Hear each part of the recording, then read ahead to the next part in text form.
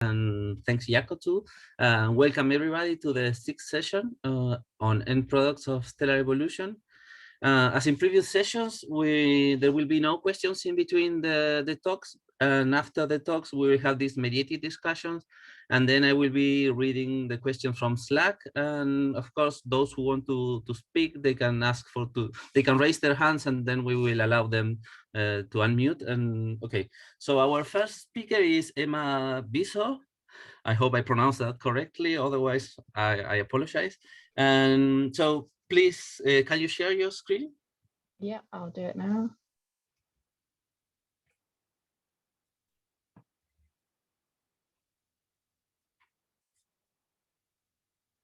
Okay, is that sharing? Yeah. Yeah. Okay. Cool. Well, thank you so much for inviting me to give this talk today. I know I'm in the end product session, but I guess it's more near the end that I'm talking about. So today I'm going to be talking about the mass loss rate of red supergiants. So stars with initial masses between about 10 to 30 solar masses will leave the main sequence where they spend most of their lives, and they will travel really quickly across the HR diagram, cooling down to the red supergiant phase. And this may be the last phase that they live through, depending on what happens to them during this phase. So if we look at evolutionary models, so these are the Geneva models from 2000, you can see here that the 25 solar mass star leaves the main sequence, travels over to the red supergiant phase, and it ends its life there. So that will produce a type 2p supernovae. And then if you look at the 40 solar mass star track, you can see it enters the red supergiant phase, has a really quick phase there before coming back out and dying as a hydrogen poor type supernovae. So it loses enough mass that it comes back out. And then the 60 solar mass star never even gets to the red supergiant phase because the mass loss rates are already much higher. So these models were updated in 2012. So these are the same group, the 2012 Geneva models, and these have different predictions for which stars will end up in the red supergiant phase. So here, if we look at the 15 solar mass star, you can see that it travels across and it dies in the red supergiant phase. So again, that will produce a hydrogen-rich supernovae. But before, whereas we saw the 25 solar mass star die there, if we now follow the 20 solar mass track, you can see it enters the red supergiant phase and comes right back out. So that will actually end up producing a hydrogen poor supernovae. So this would not produce a type 2p. So this puts the maximum red supergiant progenitor mass at around 15 solar masses, or somewhere between 15 to 20, which is quite a bit lower than what we saw in the previous models. So what's actually changed between the models? Well, of course, evolutionary models get updated all the time. So loads of things have changed, including abundances, opacities, overshooting. But perhaps the most significant thing that changed between the 2000 models and the 2012 models was the way that mass loss rate was implemented. So in evolutionary models, mass loss rates aren't calculated from first principles. As a lot of the discussion has shown, we don't really even know what's driving red supergiant mass loss. So evolutionary models require an input for this in the form of empirical recipes. So for a given luminosity, there is a corresponding mass loss rate. So in this figure, I'll show how the mass loss rates are implemented. So everything above 10,000 Kelvin, so after it's left the main sequence, is considered to be in the hot star phase. And there are specific mass loss rate prescriptions for this. So I've listed a few there, including the Vink and the Nugis and Lamas prescriptions. And then when the stars cool below 10,000 Kelvin, we switch into the cool supergiant regime. So some mass loss rate prescriptions that are used in the Geneva models is a combination of de Jager and the Van Loon prescriptions. So the prescriptions used are already a combination of two. And then another thing that changed in these models is that for the stars above 20 solar masses, if the star goes 5 times above the Eddington luminosity, the mass loss rate is then multiplied further by an arbitrary factor of 3. So this factor of 3 isn't informed by observations. It stops the star being super Eddington and keeps it stable. So this increase in mass loss rate starts to makes things make a little bit more sense about why we see the 20 solar mass star come back out of the red supergiant phase, whereas before we didn't. So as for what prescriptions are available, there are a lot of them for the red supergiant phase. So they're purely empirical, so based off observations, and there's a lot to choose from for red supergiants. And depending on which prescription you choose, you can see from this figure that for a given luminosity, you could end up with a very different mass loss rate. But like I said, the most commonly used prescription is that of Diaga. So if we just look at this prescription on its own, there's a lot of internal scatter in the relation. So it's plus minus a factor of about 10, which can be the difference between a star losing its entire hydrogen envelope and losing none of it at all. So I've also overplotted some mass loss rate observations, and you can see there's a fair bit of scatter here too. So I point out the Van Loom stars at the top, which were selected because of their dustiness. So that's why those sit above. So where does this Diaga prescription come from? It wasn't so much a study as much as it was a literature search. So they collated luminosity and mass loss rate prescriptions for a really large sample of stars. So for 271 stars of all spectral types. And from this, they derived a correlation between mass loss rate and luminosity. But the sample itself is highly heterogeneous in terms of the stellar masses. So the study used field stars. So there was no controls there, and then also in terms of metallicity. But it was also heterogeneous in terms of the methodologies used to calculate the mass loss rates. So some of the mass loss rates come from mid-infrared excesses, and others come from radio emission. And there are, as you can see on the right, there was a bunch of different ways to determine mass loss rate for each star. So this prescription is no longer used for hot stars. And there's actually only a handful of red supergiants in there. I think it's about 8. So evolutionary models are basing their entire mass loss rate implementation off this really tiny sample of red supergiants. And further, a lot of the methods that were used to determine mass loss rates here were already kind of skewed to the reddest objects. So a lot of the objects were famous red supergiants, which were often chosen as observational targets due to their brightness in the mid-infrared. And also because they're field stars, there's additional uncertainty from the distances, which corresponds to this an error in the luminosities. So they're quite uncertain. So it needs a bit of an update. So one way to overcome some of these problems is to look at red supergiants in clusters. So with one of the main problems in the Diaga study being that we don't know initial masses of the stars and distances, if we look at stars in clusters, then we can assume that all the red supergiants are the same metallicity and initial mass. And if they're in a cluster, we're more likely to have a good distance to them. So we'll end up with more reliable luminosities.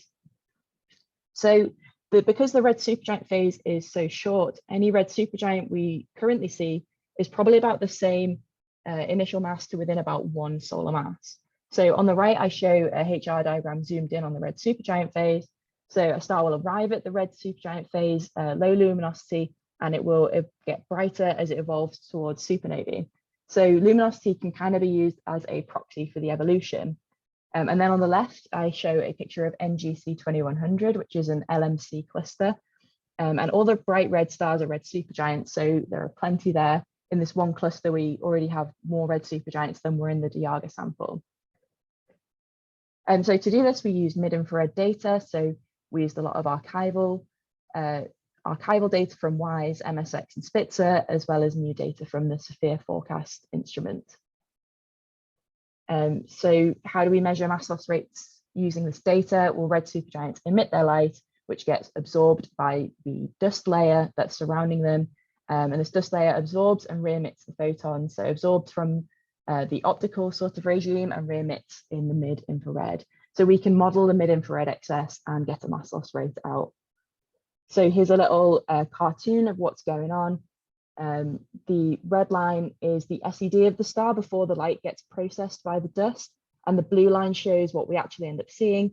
So some of the light has been absorbed by the dust at shorter wavelengths, and it's then re-emitted further down the spectrum, and this causes in red supergiants a 10 micron bump due to the silicate-rich dust. So with some real data, we can model this emission using radiative transfer codes. I use Dusty, and we have to make some assumptions about, for example, the gas to dust ratio, the grain size, density distribution, and from this we can calculate a mass loss rate for each red supergiant in a cluster. But we don't just want to look at one cluster, we want to look at a whole bunch of them so that we can see how mass loss rate changes with initial mass. So we looked at LMC and galactic clusters. So NGC 2100 is the one I mentioned before, and the other two NGCs are also LMC clusters, and then we have Kuiper and RSGC1, which are galactic clusters. So for each red supergiant in these samples, we calculate a mass loss rate and we calculate luminosities, and then we get a mass loss rate luminosity relation, and this is what we find. So you have 5 more minutes. Okay, thank you.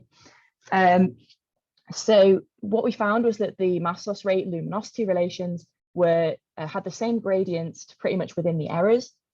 So we fixed the gradient, and what we found was that the offset of the relation increased with initial mass. So the red supergiants in RSGC1 were higher mass than the other ones, so that's why they're shifted to the right. Next, we compared our new initial mass dependent mass loss rate prescription, which we got from combining all of those, to other prescriptions. So for each red supergiant in the sample, we get the residual from the real observed mass loss rate and the mass loss rate that we derive from our prescription. So on the left-hand panel, you can see that it looks like there is less scatter than in the Diagra prescription by a little bit, and then there's obviously no offset in this one. And then in the right-hand panel, we show the residuals for the Diagra prescription. And at first glance, it doesn't look that bad. There's a slightly larger scatter and an average offset.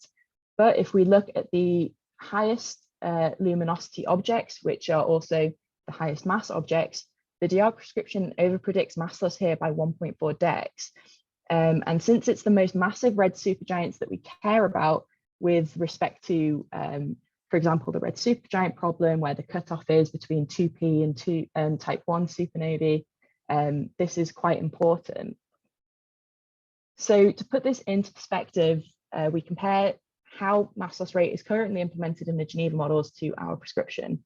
So along the x-axis, we have time after leaving the main sequence, and then the y-axis is the current mass.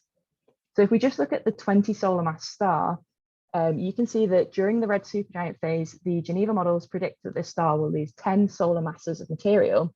And this loss of 10 solar masses is what's forcing the star to evolve back to the blue and die as a strip type supernovae in these models. But at each point we calculated what we predict this star would lose, and it comes out at only 1 solar mass of material.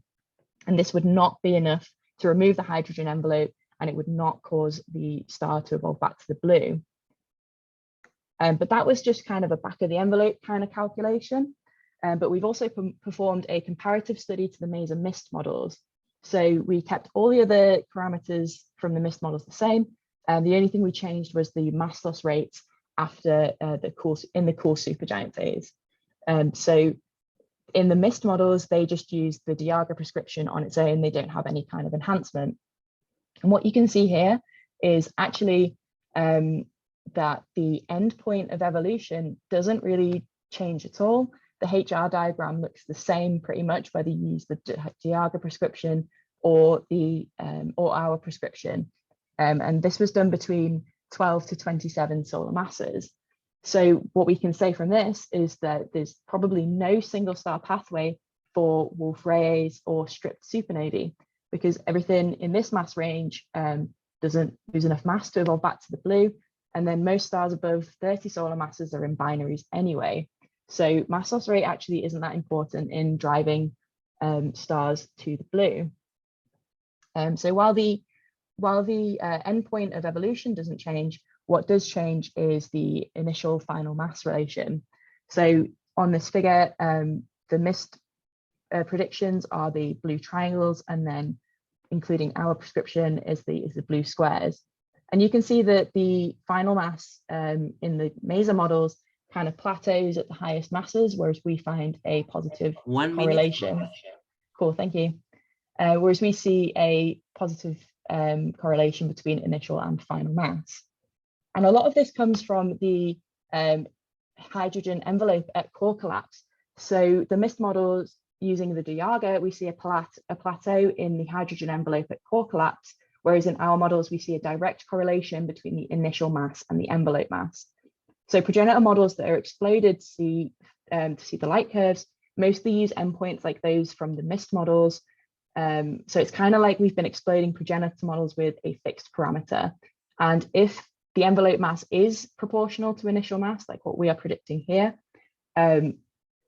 it's possible that there is a way to use, if you can measure the envelope mass after supernovae, that you could use this to determine the initial mass. So it's possible that there's a high mass loss phase prior to supernovae, but it's unlikely that these would appear as type 2p progenitors because the dust would sit very close to the star. So I think I'm out of time, so I will skip ahead to the discussion points, the conclusions. So most importantly, red supergiants that evolve as single stars do not shed their envelope via quiescent mass loss. So this has impacts on, for example, what's driving the HD limit. You should see the pre-recorded talk by Sarah McDonald.